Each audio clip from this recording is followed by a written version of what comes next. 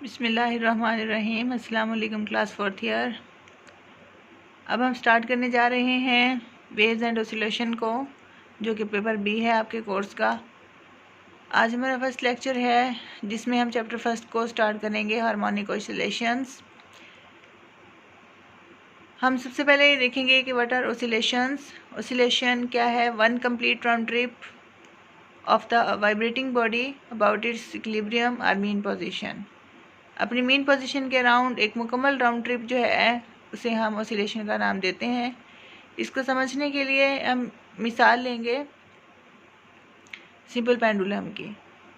Simple pendulum देखें, यहाँ पे हमने किसी रिजिड सपोर्ट के साथ इसको हैंग किया हुआ है। ये चीज़ यहाँ पर ये अपनी इक्विलिब्रियम पोजीशन में मौजूद है, इसको हम मीन पोजीशन या इक्विलिब्रियम पोजीशन का नाम देते हैं। उसके बाद जब इस बॉडी को हम थोड़ा सा डिस्प्लेस करके नेक्स्ट अगली पोजीशन पे इंतहा तक लेकर जाएंगे, इसे हम एक्सट्रीम पोजीशन का नाम देते हैं। बॉडी को जब हम मीन पोजीशन से एक्सट्रीम पर ले जाएंगे तो एक्सट्रीम से ये वापस मीन पे आएगा, मीन से फिर दोबारा ये दूसरी साइड पे एक्सट्रीम पे जाएगा और फिर एक्सट्रीम से वापस मीन पोजीशन पे आएगा। तो इस तरीके से इसका मुकम्मल एक जो है वो राउंड ट्रिप पूरा हो जाता है, जिसे हम ऑसिलेशन का नाम देते हैं। नेक्स्ट है ऑसिलेटरी मोशन। ऑसिलेटरी मोशन जो है हमारे पास है to and fro motion of a body about its mean position. अपनी मीन पोजीशन के अराउंड आगे पीछे जो बॉडी की मोशन है वो ऑसिलेटरी मोशन कहलाती है। जैसे हमने एक मिसाल ली है नीचे मैथ स्प्रिंग सिस्टम की, सिंपल पेंडुलम की, कि जो सिंपल पेंडुलम है वो अपनी मीन पोजीशन के आगे पीछे जो है वो मूव करता है। ये टू एंड फ्रो मोशन जो है वो बॉडी की ऑसिलेटरी मोशन कहलाती है। नेक्स्ट है हमारे पास harmonic oscillator. A body moves to and fro over the same path about its mean position in equal interval of time is called the harmonic oscillator। कि इसमें जो भी बॉडी है वो अपनी मीन पोजीशन के आगे पीछे सेम पाथ पे मूव करती है और सेम इंटरवल ऑफ टाइम में मूव करती है, ऐसे हम हार्मोनिक ऑसिलेटर का नाम देते हैं। इसकी जो एग्जांपल है वो हम लेंगे match attach to the end of the spring. Spring के एंड पे मैच अटैच हुआ है, इसे हम हार्मोनिक ऑसिलेटर की मिसाल के तौर पे ले सकते हैं। यहाँ हम फिगर में भी देखेंगे कि यहाँ पे जो मैच है स्प्रिंग के साथ अटैच हुआ है, ये हार्मोनिक ऑसिलेटर के तौर पे काम करता है। नेक्स्ट है हमारे पास हुक्स लॉ। हुक्स लॉ है कि extension X produced in the spring is directly proportional to the applied force F within the elastic limit is called the Hooke's law.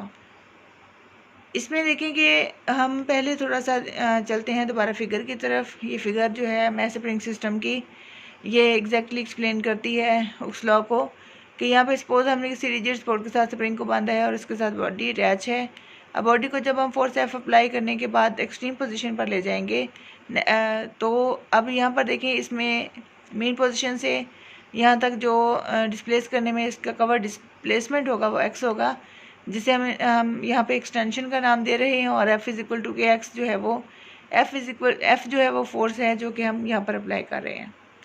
तो अब देखें कि जितनी इसमें जो एक्सटेंशन प्रोड्यूस हुई है स्प्रिंग के अंदर वो डायरेक्टली प्रोपोर्शनल होती है अप्लाइड फोर्स के with in the elastic limit के अंदर। यानी इलास्टिक लिमिट वो लिमिट होती है कि जहाँ किसी भी बॉडी के ऊपर हम फोर्स लगाएं और जब हम उसे छोड़ें तो वो दोबारा अपनी ओरिजिनल पोजीशन पर वापस आ जाए, बगैर टूटे वो वापस अपनी मीन पोजीशन पर आ जाए। जैसे कि यहाँ हम स्प्रिंग की मिसाल ले सकते हैं कि अगर हम मीन पोजीशन से खींचे इसे यहाँ तक ले जाएं और यहाँ से फिर जब छोड़ें तो दोबारा ये मीन पोजीशन की तरफ आ जाए। और इस तरह से जो है ये लिमिट इलास्टिक लिमिट होती है कि जिसमें चीज़ पे हम फोर्स अप्लाई करें उसमें उतना ही डिस्प्लेसमेंट प्रोड्यूस हो और वो टूटे भी ना। ठीक है। और यहाँ पर देखें कि जो प्रोपोर्शनलिटी साइन था एफ और एक्स के दरमियान में, हम इसे रिप्लेस करने के लिए इक्वल साइन लगाएंगे और साथ में हमारे पास कांस्टेंट ऑफ प्रोपोर्शनलिटी आ जाएगा। यहाँ पे के जो है वो कांस्टेंट ऑफ प्रोपोर्शनलिटी है, जो कि यहाँ पर हमारे पास इसकी दो वैल्यूज़ होंगी। के स्मॉल होगा जब हमारे पास सॉफ्ट स्प्रिंग है और के जो है वो लार्ज होगा जब हमारे पास हार्ड स्प्रिंग होगा। तो इस तरीके से ये देखें यहाँ पर हमारे पास आगे अगर हम नेक्स्ट रिस्टोरिंग फोर्स को लें तो ये यहीं पे हमारे साथ एक्सप्लेन करना ज़रूरी होगी कि अगर हम किसी भी, हमने देखा है डेली लाइफ में कि जब हम स्प्रिंग वगैरह को खींचते हैं कोई चीज़ बांध के, तो वो अब हमारे हाथ से छूट के पीछे जाने की कोशिश करेगा। यहाँ से हम जब इसे खींचेंगे तो ये बैक अपनी पोजीशन की तरफ जाने की कोशिश करता है। तो लाजमी तौर पर इस बॉडी के ऊपर कोई एक फोर्स है जो एक्ट कर रही है, जिसे दोबारा अपनी मेन पोजीशन की तरफ लाने की कोशिश कर रही है। Fr = -kx। यहाँ पे देखें कि the force which brings the body to its mean position which is equal and opposite to the applied force is called the restoring force। और इसको हम डिनोट करते हैं Fr के साथ। Fr = -kx। माइनस जो है यहाँ पर मीन शो करता है कि जो डायरेक्शन ऑफ रिस्टोरिंग फोर्स है ये टवर्ड्स द मीन पोजीशन है। अब नेक्स्ट है हमारे पास 3 टर्म्स हैं, बेसिक टर्म्स हैं। इसमें है हमारे पास टाइम पीरियड।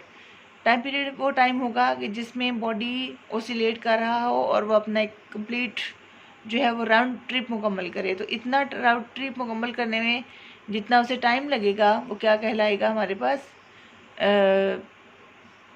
टाइम पीरियड कहलाता है। अब इसमें हम देखेंगे कि अगर हमने जैसे मिसाल ली थी नीचे कि यह हमारे पास था सिंपल पेंडुलम, मेन पोजीशन से पेंडुलम को जब हम डिस्प्लेस करके एक्सट्रीम पे ले जाएंगे, एक्सट्रीम से मेन पे आएगा, मेन से फिर नेगेटिव साइड पे दूसरी साइड पे जाएगा, दूसरी साइड से जब दोबारा वापस मेन पोजीशन की तरफ आएगा तो उस सूरत में हमारा एक जो है वो राउंड ट्रिप मुकम्मल हो जाता है। और इस राउंड ट्रिप को मुकम्मल करने में जितना टाइम लगेगा वो टाइम पीरियड कहलाता है।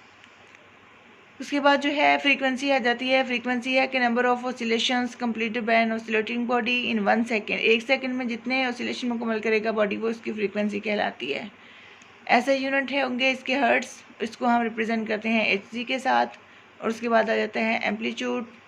एम्पलीट्यूड जो है हमारे पास ये मैक्सिमम डिस्प्लेसमेंट होगा of an oscillating body on either side of its mean position, और इसे रिप्रेजेंट करते हैं हम xm के साथ। अब देखें कि हमारे पास जो एम्पलीट्यूड है वो क्या होगा। एम्पलीट्यूड है किसी भी बॉडी का मेन पोजीशन से लेकर एक्सट्रीम पोजीशन तक जो मैक्सिमम डिस्प्लेसमेंट है ये एम्पलीट्यूड कहलाता है। जैसे देखिए मेन पोजीशन से अगर हम यहाँ आ जाएं, यहाँ तक आएँ तो ये सिंपली x होगा, कवर डिस्प्लेसमेंट। अगर ये मेन पोजीशन से एक्सट्रीम तक टोटल हम ले लें डिस्प्लेसमेंट तो ये हमारे पास बन जाएगा एम्पलीट्यूड। और इसे हम xm से डिस्प्ले शो करते हैं। m stand for maximum and x stand for displacement. xm is the maximum displacement which is equal to the amplitude. यहाँ पे देखेंगे हमने बेसिक चीज़ें छोटी छोटी कर ली हैं, ठीक है। यहाँ पर हमने सबसे पहले चैप्टर के स्टार्ट में हार्मोनिक ऑसिलेशंस को लिया। इसमें सबसे पहले हमने ऑसिलेशन को डिस्क्राइब किया, फिर ऑसिलेटरी मोशन को, उसके बाद हार्मोनिक ऑसिलेटर को, फिर उसकी हमने एग्जांपल ली, उसमें हुक्स लॉ को एक्सप्लेन किया। 2 एग्जांपल्स लेके यहाँ पर हुक्स लॉ के लिए हमने मेजरिंग सिस्टम की एग्जांपल ली है। नेक्स्ट रिस्टोरिंग को एक्सप्लेन किया है, रिस्टोरिंग फोर्स को, फिर टाइम पीरियड है, फ्रीक्वेंसी है, एम्पलीट्यूड है। ये बेसिक टर्म्स हैं, इनको एग्जांपल्स के हिसाब से अच्छी तरह से आप लोग प्रिपेयर कर लीजिएगा। कल इंशाल्लाह डिटेल में लेक्चर होगा, आगे लॉन्ग आर्टिकल है। आप लोग ये छोटी छोटी चीज़ें जितनी भी मैंने इंट्रोडक्टरी बता दी हैं इनको आप अच्छी तरह से प्रिपेयर कर लीजिएगा। अब जो है वो बुक्स आप लोग कंसल्ट करना शुरू कर दें, प्रिपेयर करें इन आर्टिकल्स को। वेव्स एंड ऑसिलेशन की बुक्स आपने लेनी है, ठीक है। कल इंशाल्लाह हमारा डिटेल लेक्चर होगा। ओके बच्चे, अल्लाह हाफिज़।